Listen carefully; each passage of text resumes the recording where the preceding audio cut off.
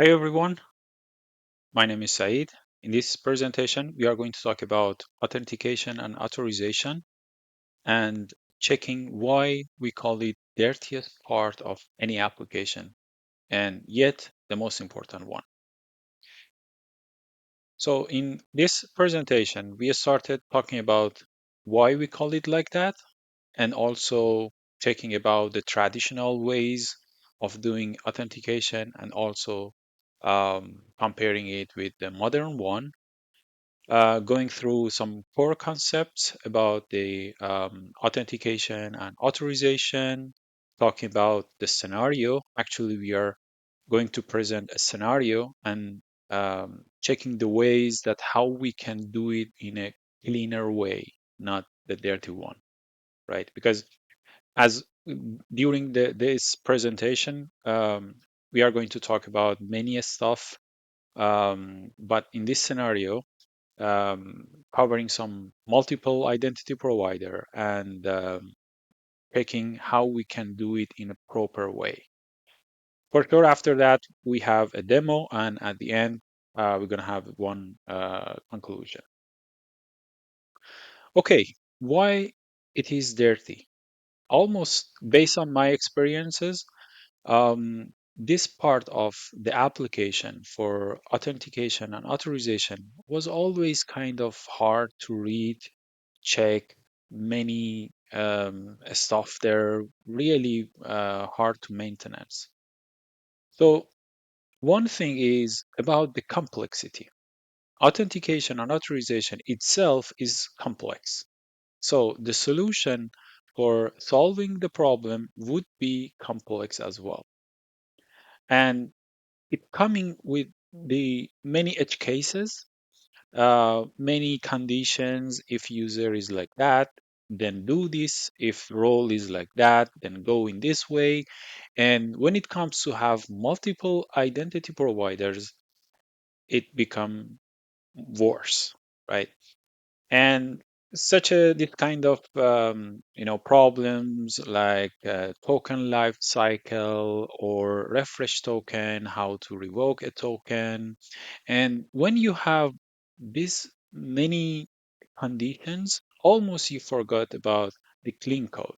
I'm not talking about the beginning of the project. Maybe at the beginning of the project you decide with yourself with team that okay, saying that let's start really great project, let's follow all the best practices. But during the time when you release your first production version, and then after that when it comes to add more kind of code features or maybe fixes to your code, you're saying that okay, no one bother with this kind of if. Another developer saying the same to their self, okay, let's put another if, let's put another condition there.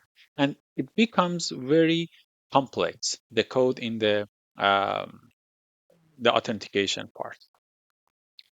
Another reason is security risks, because as we know, the security is kind of outside of the code. For example, always QA team call it non-functional requirements, and always security is one of them. So maybe developer develop their code, everything is working fine, but there is one kind of security breaches. So they need to cover that one as well. And basically, you have to add many requirements that maybe is not related to the current logic, but still you have to add them. So this is the another reason that it you know add lots of things on top of your code and make it more complex. So kind of misconfiguration for the flow, definitely it will be a kind of security breach. And also keeping libraries and protocol updated would be another kind of overhead, because once you develop your authentication and authorization part, everything is working fine. And after a while, for example, there is a new version of your Nugget package, but you're telling yourself that what if I kind of update the Nugget package, there is one breaking change inside that Nugget. I don't know about it, and then it will break everything. So you're saying that let's keep the old version because it is working, right? But why we call it important, on the other hand, so authentication and authorization is the gatekeeper of your system, your entire application. And that's the place that checking who wants to get in, who wants to use what resources, what API, and that's make it really important for any application. I'm not sure, based on my experiences, I haven't seen any application that doesn't have kind of authentication and authorization. So this is a one reason that is enough to make it really important. And we know that if there is one single misstep, you can actually, put your entire system in a bad situation. Another one is user experiences. So UX of your website, your mobile application is high is highly dependent on the flow for the authentication or authorization. If you have a really difficult flow, keep asking many questions from your user, finally will give up. They say, okay, I don't want to use this application because it's very difficult to log in. What about the other part of the application? So that's really important to keep it really simple and productive. Okay, let's a little talk about the traditional way and modern way. We know that we all kind of implement such this way in old application that we asking user, okay, username, password. If you want to log in, just put your credential here. So it was always kind of a dilemma as well for the password, how we can store the password in database, store it as encrypted one or clear text or I don't know, hash one. So always you need to go with the hashing algorithm because if you want to encrypt the password to and store it to your database, where you want to store that encryption key, right? This is really high risk. If that key, whatever you're saving into, like Azure Key Vault or other secure places, but what if that encryption key already exposed somewhere so that they can decrypt actually all of the user passwords in your system? Really risky decision about that. On the other hand, it is we have modern application that coming maybe around 10 years ago or more, 15 years ago, they decide to have a kind of for making user convenient when using their application. By the way, the first time they actually make this protocol, the OAuth, was in the Twitter, the X engineering team.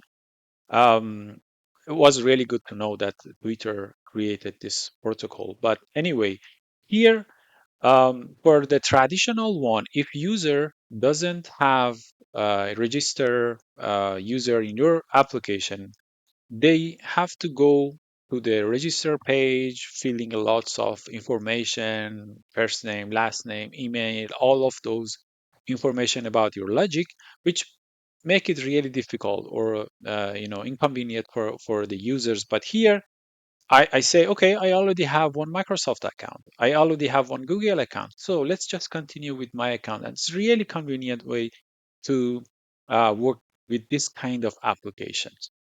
Okay, so this kind of modern and traditional way is really matter. For me, is personally, I really like to go for the modern way of doing authentication, but maybe based on your scenario, you need to go with the traditional. But the point here is if you want to implement anything by yourself, you also need to take care of implementing all of the security practices to not, having any breaches in your data and application. So for this reason, many companies trying to make this flow easy for us. Some of them paid, some of them open source, like Keycloak. But all the point here is they want to just giving us a service that we don't need to worry about that part, authentication, authorization. Maybe authorization is mostly doing on the application side itself because you want to implement your own logic. But here, for the authentication, which is really important one, they said, okay, just come to my website and then log in. Your users can log in or register or whatever. You don't need to worry about that part. It's already there for you. And then it is a company behind it. So they continuously keep updating the security practices, all of the stuff you need for um, your product. Okay, after those general talk, let's a little talk about the core concepts. What is authentication? Actually, authentication is nothing but the process of determining a user identity. That's it. I mean, maybe seems simple, but many edge cases, scenarios that you need to take care of it. For example, in a real world example, when you want to go to a building, there is a guard there. So they asking, who are you? This question is actually exactly the same one that authentication is asking from the request. You're passing a token with your request, but they have to kind of validate that token. So in real world, you may show your identity card. Okay, this is my identity card. I'm a valid user and I can enter to this building. And in the application wise, authentication is responsible for validating the token, what is inside, is it expired or no, is it from a valid issuer or no, this kind of check for validating the token. And after that, it will provide some claims, retrieve those claims from the token itself, and then pass it to the authorization step making decision based on those claims. And if there is something wrong with the token, then through 401. Please, at least for the authentication and authorization, follow the standards for HTTP status code. I can see that some other applications, they say, okay, if the token is not valid, just through 500, just through, I don't know, 400 or something like that. It is working, but when it comes to expose your API to some third party services, they are trying to call your API when they passing some like invalid token, they get kind of 500. So they thought that, okay, what was that? You know, they think maybe this is a server error because 500 is server internal server error. So always keep the standard here. If the token is not valid for any reason, then through unauthorized. The authorization um, is just they know when requests reach the authorization part, they know that, okay, the token itself is valid. Now I'm trying to check this specific resource that user are asking for actually has the permission to see that or not. This is all about the authorization. If something wrong with your claims, then they will through forbidden 403. Okay. Another one is authentication scheme. In ASP.NET Core, when we want to authenticate or validate a token, there is kind of built-in feature to do the authentication, and then inside the authentication part, it will a scheme. which is responsible to actually do the actual code to validate the token. So it has two parts: one handler to doing to do that kind of logic to check, for example, what is the valid issuer, what is the valid audience, what is the key for a signature, and some options that actually developer will present to the handler. This is my valid issuer, this is my valid audience, for example. Okay, so it is all about that. Authentication scheme is inside the authentication itself, which is responsible to do and decision that how I can actually validate the token, right? Okay, if we want to see the whole flow in a very high level scenario, client sending request to the authentication, and then they will authentication do its job, checking the token if it's valid, then passing the claims to the authorization. And the authorization, if everything is fine, then allow user to go and touch the API. When we say claims, what are the claims actually? So it is always coming with the JWT. So JWT is a format with containing three parts: header, payload, signature. Header is just a metadata about the signature, like what algorithm I use for creating that signature, which is the signing of the payload. Like I use, for example, SHA 256 for generating the hash, or what is the key for this signing one, some kind of, uh, you know, the metadata about the token. And then inside the payload, it is whatever you want to be transferred by that token between the client and server.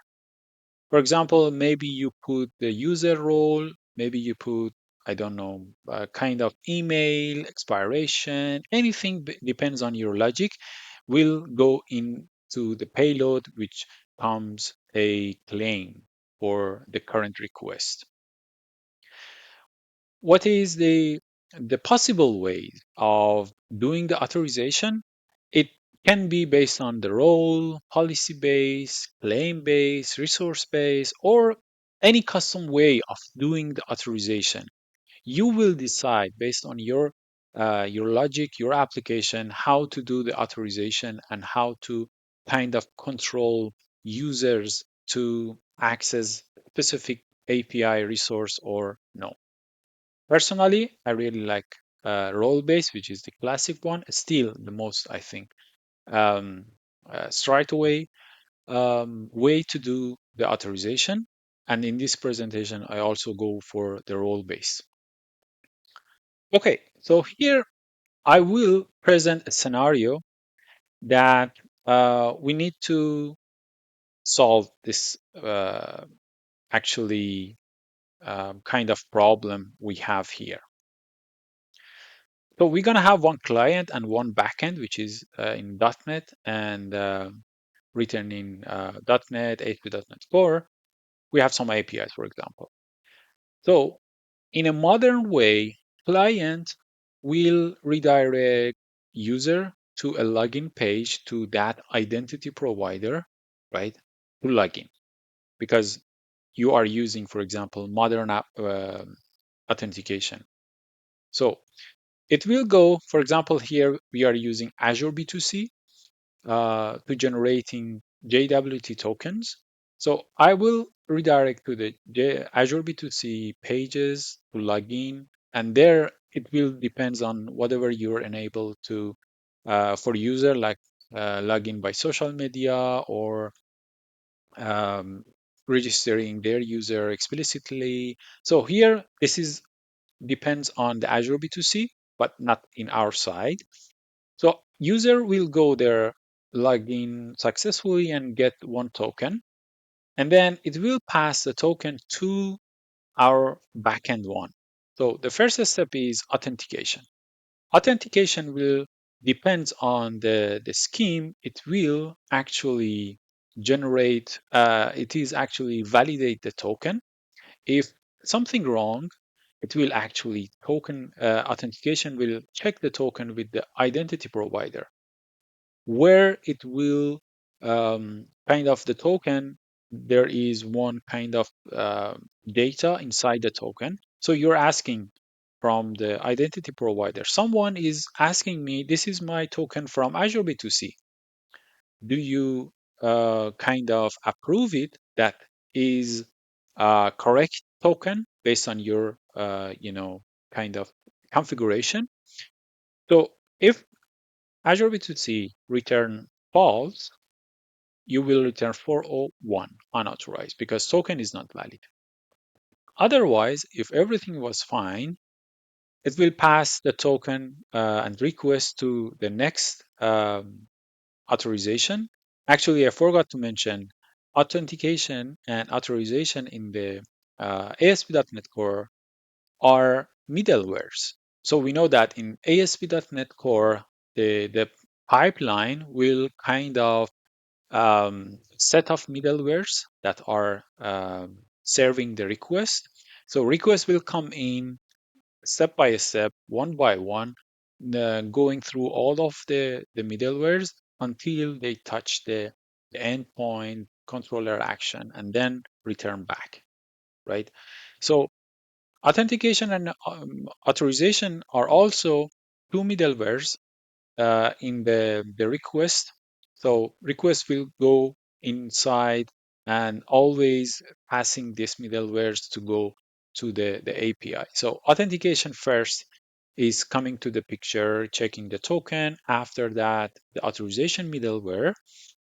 And then if everything fine, it will uh, check and reach the endpoint. Okay. So everything is fine, everyone is happy. You release the your product into the production environment, everyone is start using your application. All okay, right? After 6 months, 1 year, there is one new client, new customer asking you, okay, I like your API, I want to get service from you. But there is one condition.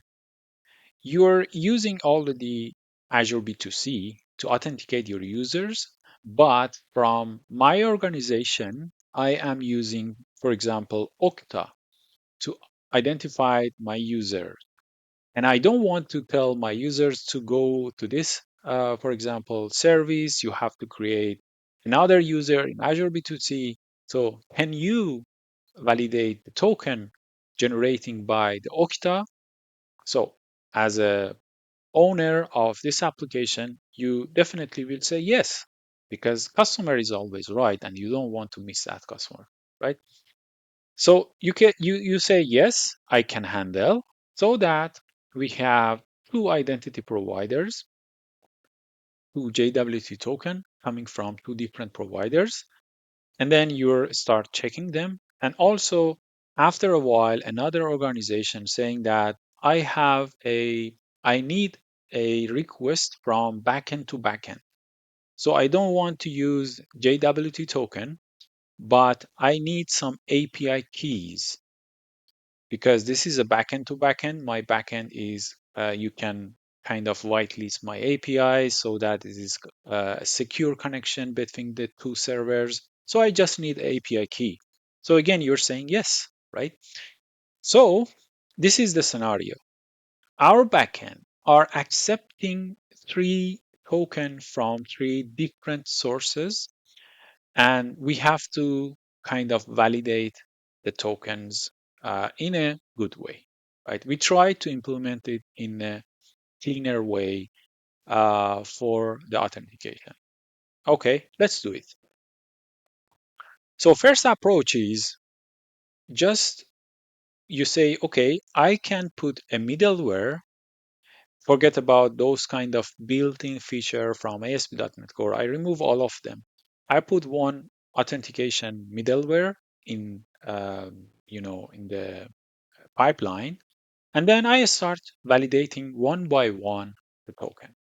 So you may say, okay, I got the token from header, and then starting first by the Azure B2C, you're passing some validation here. And you say, because the validate token from the security token handler, if the token is not valid, it will throw some exceptions here. So if it was fine, token was actually for the Azure B2C, then you say, okay, let's pass to another middleware. If not, if there is some exception happened, then go for another one, checking Okta. If not, checking custom token, right? So this is, you can see, I already comment all of the code, but would be very long method. So it's actually, maybe it's gonna be 300 line of code. So you may say, okay, we can follow the clean code principles. Let's keep 20, 30 lines per method. Let's put some descriptive names for our methods, all this stuff that we know. But there is still one problem. This is single point of failure for your application because this is only one place. If something wrong with this place, actually all the application, no request can pass successfully. Okay, so this is not a good idea for using this way. So what we are trying to do here is we try to just make a way to do those three identity provider and make a kind of cleaner way. So we need a separation of concerns here. What if each token has isolated method to validate? So that if, for example, the first method for Azure B2C throwing some exception, it will be okay because the other two for Okta and the custom one are working fine because they are in another section of the application which are independent from each other. That's really important point about it. So for doing that, we need to actually using authentication scheme to implement um, this kind of validation for three different providers, right? So the first one, so we remove that custom authentication middleware to use inside our pipeline, and then start using the built-in features from ASP.NET Core. So that add authentication is extension on the service collection. So we need to specify the default authenticate scheme, which is I'm using the one of the default names, which is bearer. And then here, all I need to pass is just passing some parameters for telling the pipeline what are the valid configuration, like what is the my valid issuer, what is my valid audience, and I also set the clock skew here to time zero. If you don't know what is the clock skew, is actually there is one kind of tolerance time to check the token expiration. So for example, if token, the default value for the clock skew is 5 minutes. For example, if the token is expired now, it still be valid until 5 minutes. So during these 5 minutes, if some user, some hacker trying to send the expired token to you, your application will bypass it until 5 minutes. So for me, it doesn't make sense. Why? If the token is already expired, I will tell user that, okay, you have to log in again, you have to refresh token, um, all this stuff. But it is my not my responsibility to put in 5 minutes for you. So that's it for the first one. And for the second one, because still it is a JWT token, then we can actually just doing the same way like Azure B2C one, and then putting the specific configuration for Okta, right? That's it. Yeah, you can see it's all the same with different only configuration one. But what about the custom token actually? Because as we said, the other two are in JWT format so that we can use that built-in feature. But here we have to actually implement a custom authentication handler. Using the authentication handler, the generic one, we can implement our own logic there. So the whole goal is just telling the pipeline that this custom token, which is a API key, is a valid one. It is in my database. I already generated that, so it's good to go. Otherwise, you're just saying that, okay, 401, this API key is not valid, right? So in a very simple way, I implemented it in this way. Just you can override one method from authentication handler, handle authenticate async, which is calling by the runtime. There is no specific references here, unless you want to just in your unit test you want to call it to check your code. But actually, in the runtime, it will just calling by the ASP pipeline. Okay, uh, the logic here is nothing specific. I just using some mock. If the token is not valid, just uh, returning fail, which will be 401. Otherwise, it will success and go through the authorization. Okay, so yeah, that's all in one for all of um, the logic that we have isolated. Actually, this is kind of different methods will be called by our pipeline, right? I think for me, when I see the code is much more cleaner. When I see this kind of separated even the section in the code, I easily can understand what is going on here. Okay, so yeah, let's go for demo. We talked a lot. So I already prepared one solution. I'm using .NET Aspire to run multiple projects here. We have one Azure B2C custom token and Okta as our identity provider, just a Mac one. I wanted to simulate the scenario. And we have one backend here. The backend one, it is actually here. You can see all the code that I already showed you in the presentation, right? That's it, nothing specific here.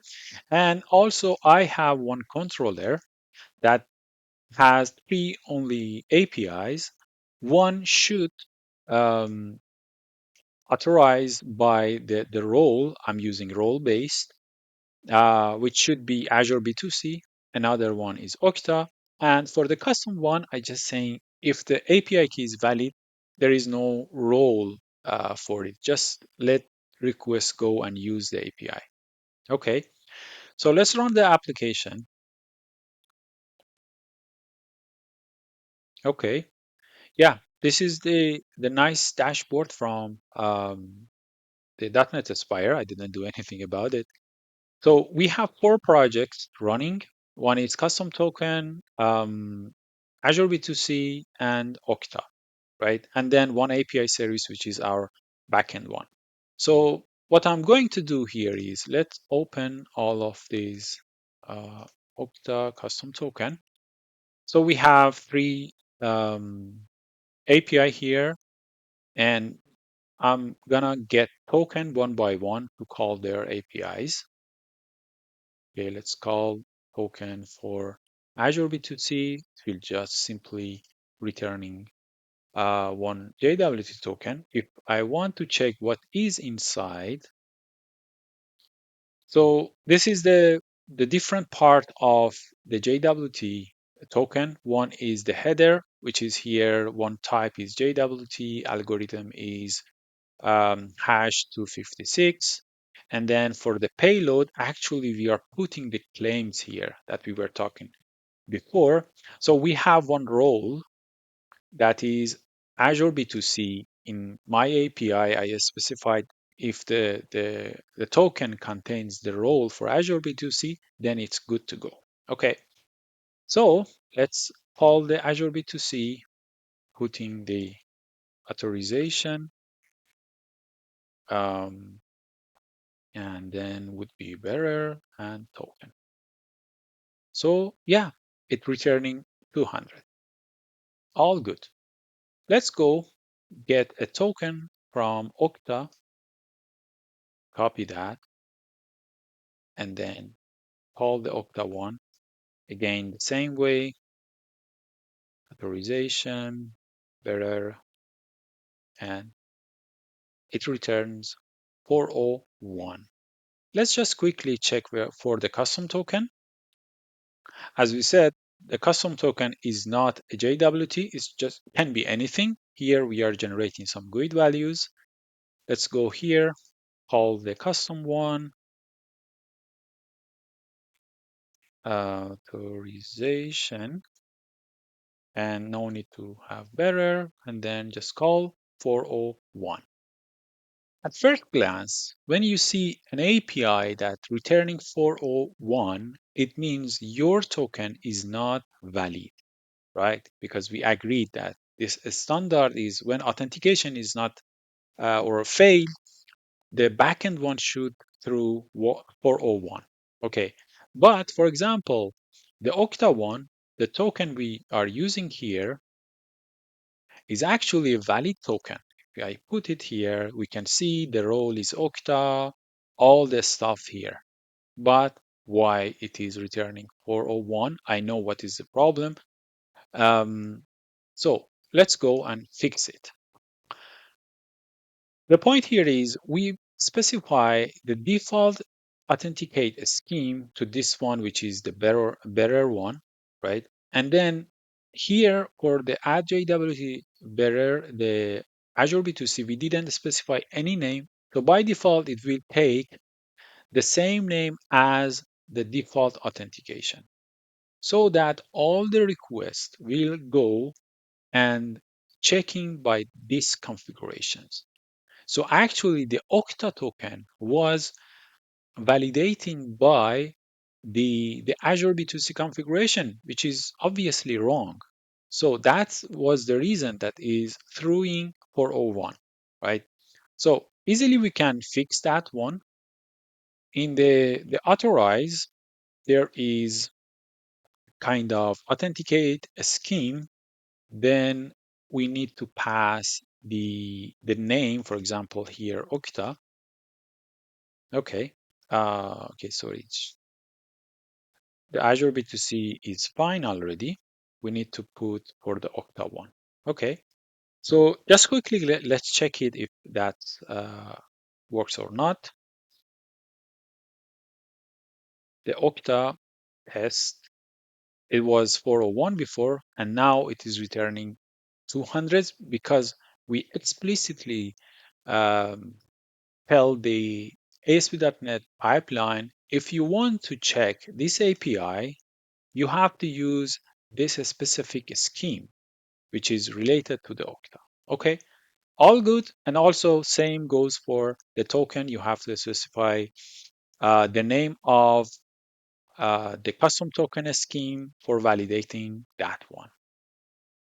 But here, here you only have 3 APIs. What if you had 100 APIs, 200 APIs, right? So always developers needs to keep this in mind that if I want to develop new API, what was that provider? What was that scheme for it? This kind of questions when you're asking yourself when developing something, definitely something wrong, right? For me, it's like every time that I want to solve a problem, and I see myself struggling with writing lots of code for solving a problem. I step back and then asking myself, am I doing it wrong, right or wrong?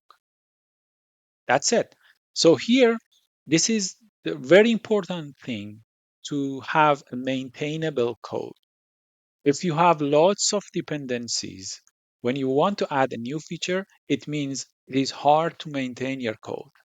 Okay, so I don't like this approach. I'm going to remove this line here.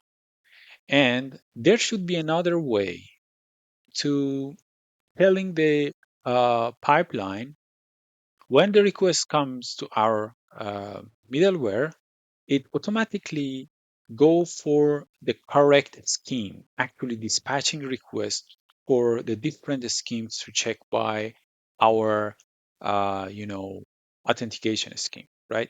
So I already provide that one for sake of the time. Second one, if we go here, actually there is another extension method here called policy scheme that is exactly came for solving this problem. So here we can see the code is exactly the same, except we specify a name for the Azure B2C because we already take the default name for our um, policy name. This name can be anything. You can put anything here and then put it here. I just, for not using hard-coded stuff, using the default one, so that it means all the requests first goes to the policy scheme, and then here I am checking some logic. Depends on your, logic, your code. You can detect where to go. So here for forwarding the scheme, I first get the token from the header, and then checking if this is the um, this method will specify this is a valid JWT format or no. Okay, if it is a JWT token, then I will go and get the issuer of that token and then simply check. If that token is issued by um, Azure B2C, then go for the Azure B2C scheme. Simple like that. Otherwise, going for the Okta. It is much simpler than the other approach because here we have only one place to change if we want to change something, and then just is easy to maintain as well because if you want to, based on your features, want to change something, you only changing one place. Actually, just in short, good application, good architecture is easy to change. The main feature of a good code is could be easy to change. If you have it, then you are good to go. No matter you are using, I don't know, clean architecture, clean code, clean anything. If your code is easy to change, then you are good.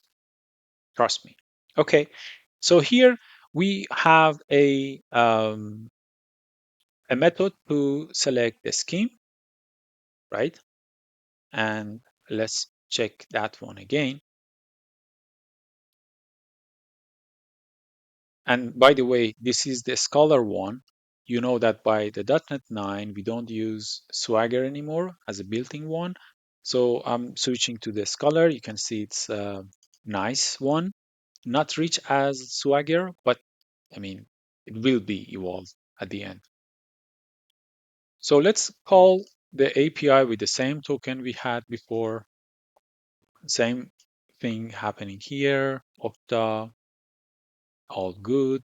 For the custom one, which was returning 403, here again 200. All good. So we could actually develop, for me, it's like a seal, maybe some lines here, but for me, because it is kind of each of the code are isolated, I really like this approach.